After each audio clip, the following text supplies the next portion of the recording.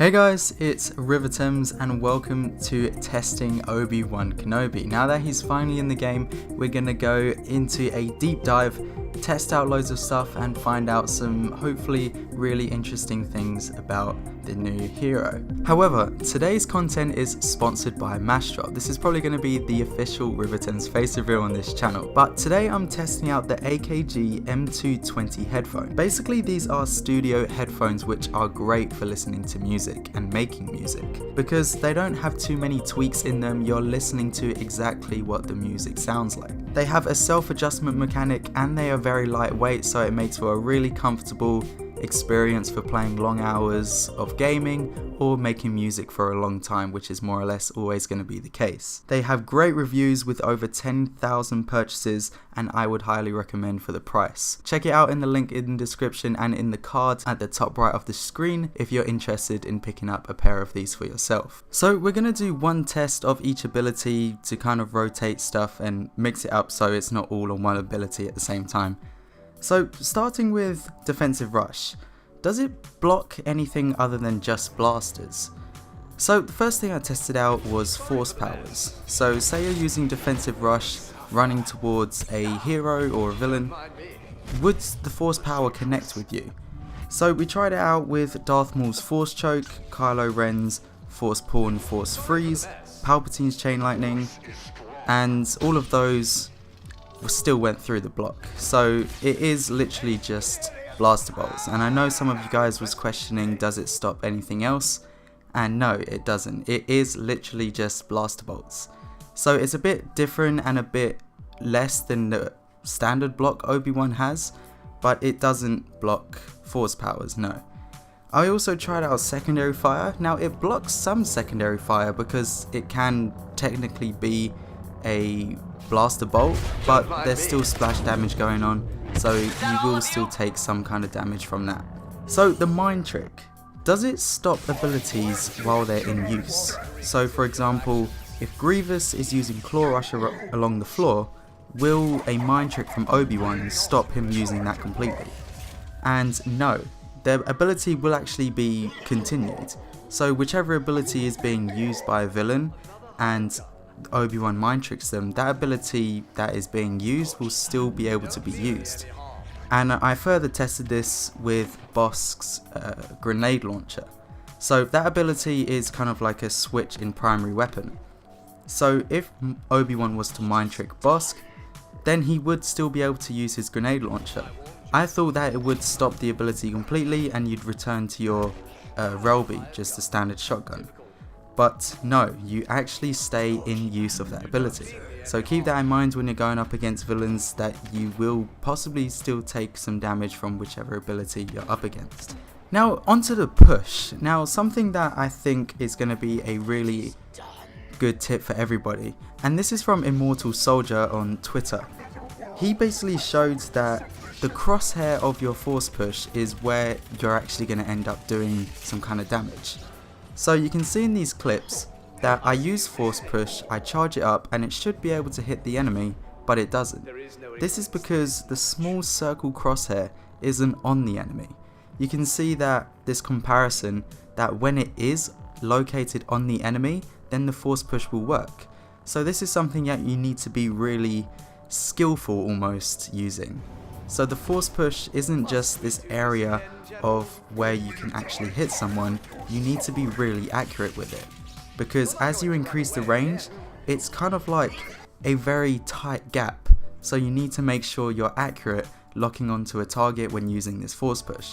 So thanks to Immortal Soldier for showing this on Twitter, and now I can show you guys as well. Can Obi-Wan's Defensive Rush stop Iden's stun? Basically, the droid stun, you would be able to block it if you're just using a standard block.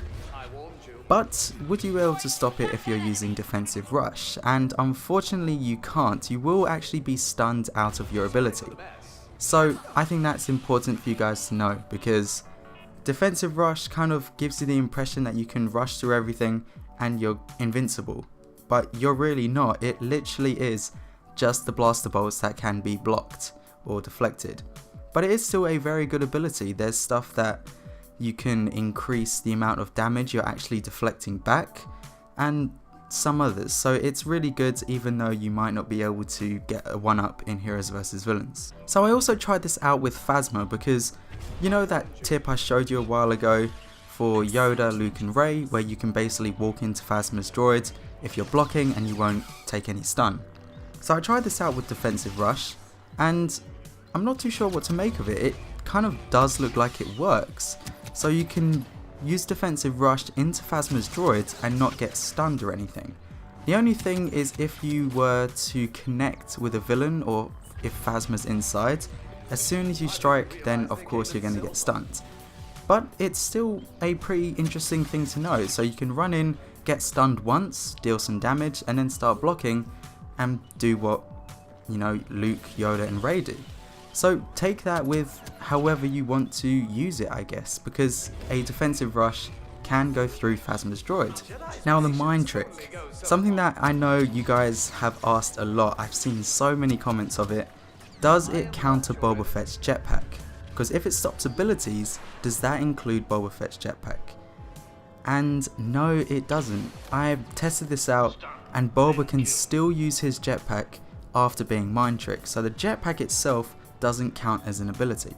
However, what does count as ability is his For the Hunt, which is basically where you can see enemies and you can pause your jetpack duration. So what Mind Trick is doing as a counter for Boba is, if Boba was to run out of his jetpack fuel, he would have no way to get anything back.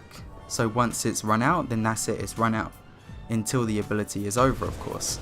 So it is kind of a half counter for Boba, but you still will experience a Boba flying away from you if you use a Mind Trick. Next up, can you use Obi-Wan's Force Push in midair? And short story, no. It has to be on the ground. You need to be kind of in a position to be able to charge it. You can use the Force Push without charging it, but the range is so short, I wouldn't even ever recommend you guys to do it. The damage is the same, but the Force Push is literally like an inch in front of you, so it isn't very good if you don't charge it up. But no, you cannot use in midair. Does the Mind Trick pause the cooldown of abilities? And no, it doesn't. I saw this question and I thought it was really interesting to find out. But basically, if you get Mind Tricked from Obi-Wan, your abilities will still be cooling down. It's just that you won't be able to use them. Now, taking a break from Obi-Wan for a sec, I wanted to bring General Grievous back into this, because I've seen some of you guys saying that he doesn't do double damage from behind anymore when he strikes his lightsabers. So I tested it out, and you're right. He does the same amount of damage from the front and the back. He doesn't do a double anymore. So 130 from the front and 130 from the back. So this is probably an upgrade to the balancing of General Grievous, because, you know, like we saw in the testing Grievous, he could like 2 or 3 shot a hero pretty easily. So it was more or less a problem, but you can see that with the star card, it will allow you to do extra damage from that. So maybe they could have done like extra 20 damage from the back, but I guess it's for balancing reasons. But yeah, Grievous does not do double damage anymore. So the longer you hold the Force Push, does it increase the further the person is going to be pushed backwards? And yes, it actually is. So if you charge for maybe like a quarter of the ability, they will fly back a little.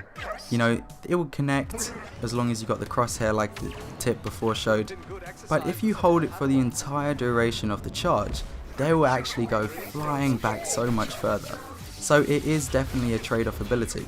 If you hold it for as long as you can, they will go literally flying. So this is a great pushback for pushing people off the map and getting people out of your way. So just keep in mind, the longer you hold it down, you will be rewarded with range and a further pushback on the player. And this can even be upgraded. You know, Obi-Wan has star cards that can increase the range of his Force Push and the time it takes to charge it.